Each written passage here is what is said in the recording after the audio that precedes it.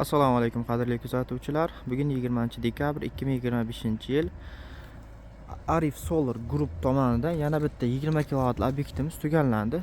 Bu xonadonga 20 kilovat quvvatdagi 10 grid CTV tizim quyosh stansiyasi o'rnatildi va to'liq ishga tushirildi.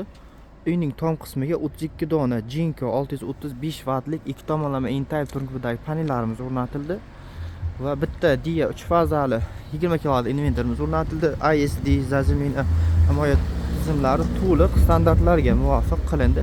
Mana hozir xonadon sohibi bilan nima qilib bir suhbat qilamiz. Mana hozir inventorlarimiz Davlatbek akamiz. Davlatbek aka, ishlarimiz qanday bo'ldi? Sizga yoqdimi?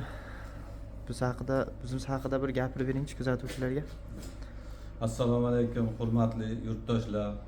Quyosh panelini qo'yishni niyat qilib yurganlar. Mana bugun 2025-yil 20-dekabr quyoshli xonadon dasturi bo'yicha qabul qilingan milliy agentlik, energiya samaradorligi milliy agentligi platformasi orqali men ham niyat qilib yurgan edim, quyoshli panel qo'yaman deb. Shu platforma orqali ariza berib, energiya auditoridan tekshiruvlardan o'tib, mana shu niyatimizga yetdi. Xohlasa 20 kilovatli quyosh panelini o'rnatib berishdi. Menga xizmat ko'rsatgan Ariel Solar Group United korxonasidan minnatdorman.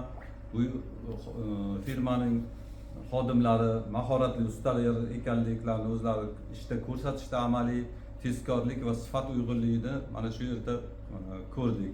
Men bu firmani sizlarga tavsiya qilaman. Xizmatlardan foydalaning va energiya ishlab chiqarish jarayoniga siz ham qo'shiling. Siz ham, davlatimiz ham baravar foyda topsin. Rahmat.